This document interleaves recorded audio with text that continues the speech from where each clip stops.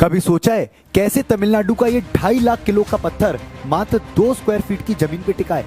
क्यों एक रस्सी पे चलने वाला इंसान लंबी रॉड लेके चलता है? और क्यों लीनिंग टावर ऑफ पीजा पिछले 850 सालों से टेढ़ा खड़ा हुआ है? अगर हाँ, तो आइए समझते हैं फिजिक्स के एक जबरदस्त कॉन्सेप्ट को, सेंटर ऑफ ग्रेविटी।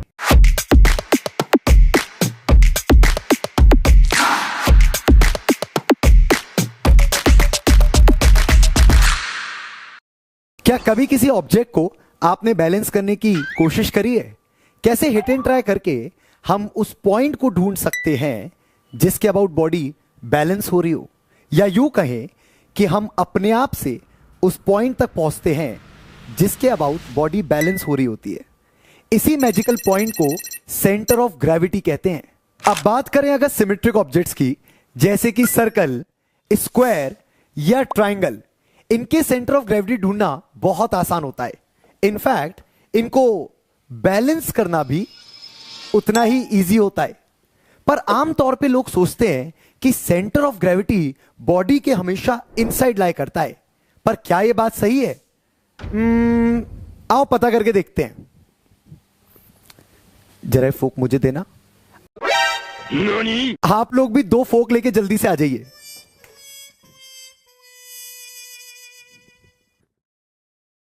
ले आए 2 फोक। अब एक काम करिए, इन फोक को आपस में कुछ इस तरीके से फंसा दीजिए। अब इस टाइम आप लोगों को लग रहा होगा कि जो इसका सेंटर ऑफ ग्रेविटी है वो कहीं इस बॉडी के अंदर लाई कर रहा होगा, पर सच्चाई ये है कि इसका सेंटर ऑफ ग्रेविटी कहीं यहां होगा। अब आपको सेंटर ऑफ ग्रेविटी की डेफिनेशन तो याद होगी, एक ऐसा पॉइंट जिस पे अगर हम बॉडी को बैलेंस करने की कोशिश करें तो वो बैलेंस हो जाती है। इसका मतलब कि यहां पर अगर मैं सेंटर ऑफ ग्रेविटी पे इस पॉइंट को बैलेंस करूं तो बॉडी को बैलेंस हो जाना चाहिए। आइए ट्राई करके देखते हैं। तो दिखने में ऐसा लग रहा होगा कि ये छोटू सा काउंटर वेट इसको बैलेंस कर रहा है, पर क्या ये बात सही है?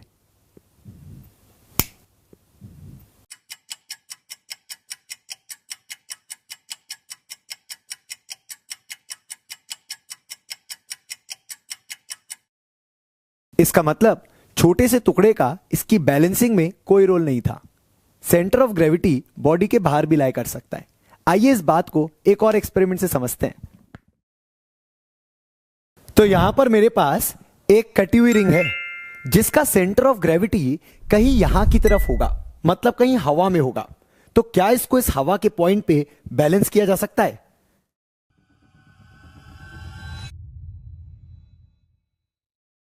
अब आप लोगों को लग रहा होगा कि सर आपने इसको हवा में कैसे टिका लिया? तो परेशान मत होइए, मैंने यहां पर धागे बांध रखे थे जिससे मैंने इसके सेंटर ऑफ ग्रेविटी पे ही इसको सपोर्ट दिया। तो अब आपको यह बात तो क्लियर हो गई होगी कि बॉडी का सेंटर ऑफ ग्रेविटी बॉडी के अंदर भी लाई कर सकता है और बॉडी के बाहर भी लाई कर सकता है। तो अगर अभी तक आपको सेंटर ऑफ ग्रेविटी का फील आ गया तो आइए अब ये समझ लेते हैं कि सेंटर ऑफ ग्रेविटी को लोकेट कैसे किया जाता है। तो सिमेट्रिक ऑब्जेक्ट्स के सेंटर ऑफ ग्रेविटी उनके बीचों बीच लाई करते हैं, ये बात तो हम बहुत अच्छे से जानते हैं। पर अनसिमेट्रिक ऑब्जेक्ट जैसे कि ये, इसका सेंटर ऑफ ग्रेविटी इसके अंदर लाई करेगा या इसके बाहर लाई करेगा या कहां लाई करेगा, इसको ग्रेविटी की मदद से पता किया जा सकता है। तो चलो इस ऑब्जेक्ट को इस कील की मदद से इस दीवार पे लटका देते हैं और साथ ही साथ एक बॉब भी लटका देते हैं। तो जैसा कि आप देख पा रहे होंगे कि आपको एक यूनिक लाइन नजर आ रही है। इसी लाइन को लाइन ऑफ ग्रेविटी कहते हैं। चलो इस लाइन को मार्क कर देते हैं। अब दोबारा इस लाइन को ड्रॉ करते हैं, लेकिन इस बार थोड़ा ओरिएंटेशन को चेंज करके।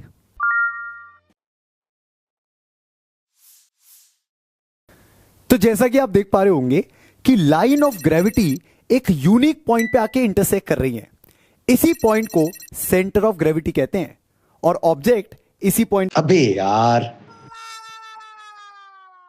टेक 2। तो क्या ऑब्जेक्ट इस सेंटर ऑफ ग्रेविटी पे बैलेंस हो पाएगा? अरे वाह, ये तो बड़ी आसानी से बैलेंस हो गया। तो लाइन ऑफ ग्रेविटी एक बड़ी कमाल की चीज है। सेंटर ऑफ ग्रेविटी यह बताता है कि ऑब्जेक्ट कब बैलेंस होगा, लेकिन कब आउट ऑफ बैलेंस होगा यह लाइन ऑफ ग्रेविटी बताता है। समझे? नहीं समझे? और समझाता हूं। इस ऑब्जेक्ट का सेंटर ऑफ ग्रेविटी कहीं यहां होगा और इसका लाइन ऑफ ग्रेविटी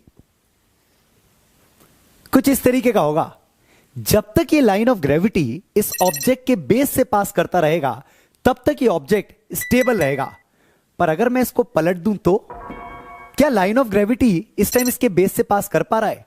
और अगर नहीं तो फिर ये अनस्टेबल हो जाएगा।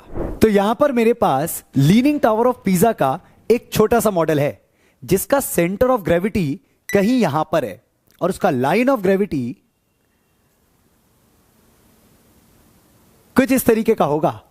जैसा कि आप देख सकते हैं कि इसका भी लाइन ऑफ ग्रेविटी इसके बेस से पास कर रहा है। तो चाहे दिखने में ये कितना भी टेढ़ा हो पर फिजिक्स के कॉन्सेप्ट के हिसाब से ये स्टेबल है और ऐसे ही पिछले 850 साल से ये खड़ा हुआ है। अब लाइन ऑफ ग्रेविटी का कॉन्सेप्ट केवल बिल्डिंग्स या मॉन्यूमेंट्स पे नहीं, आप पे और मुझ पे भी लगता है। और क्या कहते हो, इस बात को समझने के लिए एक पब्लिक एक्सपेरिमेंट ट्राई करें? चलो, तो पब्लिक एक्सपेरिमेंट करने के लिए हम आ गए ग्वालियर के एक फेमस जगह पे, बैजाताल पे। आइए पब्लिक एक्सपेरिमेंट के लिए अपना इंसान ढूंढते हैं।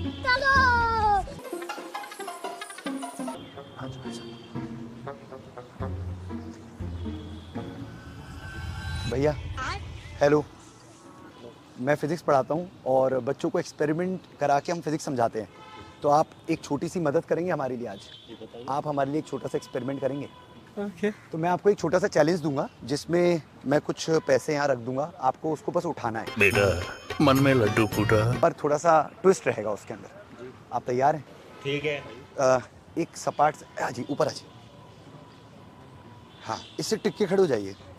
आपके पैर बिल्कुल पीछे की तरफ होने चाहिए। हाँ, अब आपको पैर नहीं हिलाने अपनी जगह से और आपको सिंपली झुक के मैं पैसे रख दूंगा, उठा लेने। और ट्विस्ट ये है कि आपको बस अपने पैर नहीं हिलाने और अपनी बॉडी नहीं हिलानी, ठीक है? पैसे रख देता हूँ और अगर आपने उठा लिए तो आपके पैसे, और अगर आप उठा लेते तो मैं इसकी रकम भी बढ़ा दूंगा। बेटा मन में दूसरा लड्डू फूटा। पक्का? रेडी? आप तैयार है? कैमरे की तरफ ऐसे कर दीजिए एक बार। अभी मजा आएगा ना भिड़ो। ठीक है, रेडी? चलिए 1 2 3। बैगन। पैर नहीं हिलाने आपको। एक बार और ट्राई कर सकते हैं आप। तो पैसे तो मैंने दूर नहीं रखे, पैसे तो मैंने आपके पैर के नीचे ही रखे। अब आप उठा सकते हो तो उठा लीजिए। थोड़ा सा तो ऐसा नहीं पड़ेगा। तो नहीं, पैर नहीं हिलाना आप।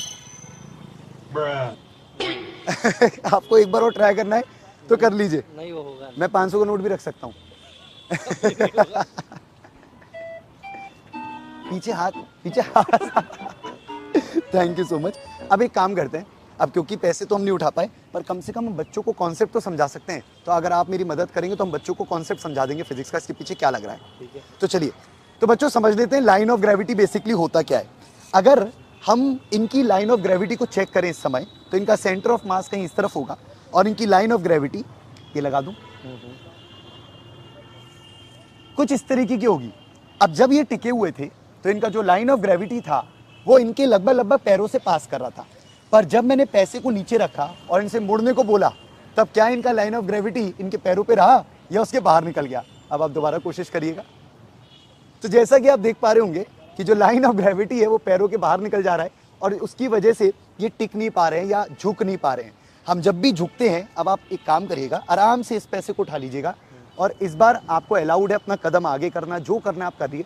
झुक के आराम से पैसे को उठा लीजिए। तो जैसा कि आपने देखा कि इस टाइम लाइन ऑफ ग्रेविटी जब ये झुके तो इनके एग्जैक्टली पैरों से पास कर रहा था। मतलब लाइन ऑफ ग्रेविटी का कॉन्सेप्ट केवल मॉन्यूमेंट्स या बिल्डिंग पे नहीं, हम इंसानों पे भी लगता है और इन भैया पे भी लगता है। Thank you so much. मेरे पैसे क्या किसी पेंसिल को कभी आपने बैलेंस करने की कोशिश करी है?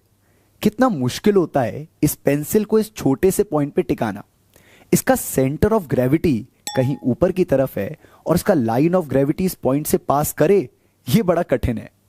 ऐसे में हम एक स्पेशल टेक्निक का इस्तेमाल कर सकते हैं। तो मेरे पास यहां एक छोटा सा सेटअप है जिसमें ऊपर की तरफ मैंने पेंसिल लगा रखी है और नीचे की तरफ एक भारी वजन लटका रखा है, जिससे इस पूरे सिस्टम का सेंटर ऑफ ग्रेविटी नीचे की तरफ शिफ्ट हो गया है। ऐसे में जब हम ऊपर वाले पॉइंट ऑफ कांटेक्ट पे इसको बैलेंस करते हैं तो ये बड़े इजीली बैलेंस हो जाता है। इस टेक्निक में हमेशा centre of gravity point of contact के नीचे लाए करना चाहिए। ऐसी कुछ सेटअप आपने देखे होंगे जिसके अंदर आदमी अपने आप को बैलेंस कर पाता है क्योंकि उसका सेंटर ऑफ ग्रेविटी उसके कॉन्टैक्ट पॉइंट के नीचे लाया करता है। आइए अब रोप वाले एग्जांपल को थोड़ा डिटेल में समझते हैं। तो यहां पर मेरे पास एक रिंग है जिसको मुझे इस रस्सी पे चलाना है। आओ चला के देखते हैं।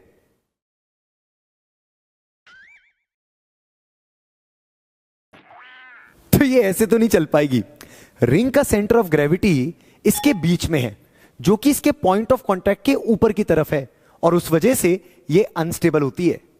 अब आप में से कुछ बच्चे सजेस्ट करेंगे कि सर इसको बैलेंस करने के लिए इसके बीच में रॉड फंसा दो। तो चलो रॉड लेके आता हूं।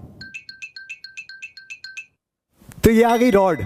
अब इस रॉड को इस रिंग में फंसा देते हैं और दोबारा चलाने की कोशिश करते हैं। रेडी?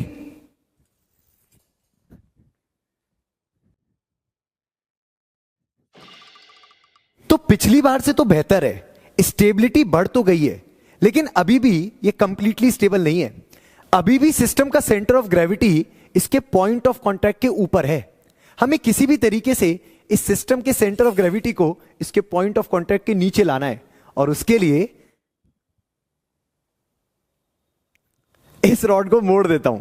चलो इसको दोबारा इसके अंदर डाल के देखते हैं। तो ये तैयार हो गई हमारी रिंग मुड़ी हुई रॉड के साथ। आओ इससे ट्राई करके देखते हैं। रेडी? तो जैसा कि आपने देखा कि रिंग बिल्कुल आराम से इस रस्सी पे चल पा रही है क्योंकि इस सिस्टम का सेंटर ऑफ ग्रेविटी इसके पॉइंट ऑफ कांटेक्ट के नीचे आ चुका है। कुछ इसी कॉन्सेप्ट की मदद से एक आदमी एक रस्सी पे आराम से चल पाता है क्योंकि उसके सिस्टम का सेंटर ऑफ ग्रेविटी उसके पैरों के भी नीचे होता है। तो ये गाड़ी तो स्टेबल हो गई, लेकिन अगर आपकी फिजिक्स अनस्टेबल है तो मेरे चैनल पे जाइए, मोर पे क्लिक करिए और जुड़ जाइए मेरे टेलीग्राम चैनल के साथ for exclusive content of NEET physics. Bye.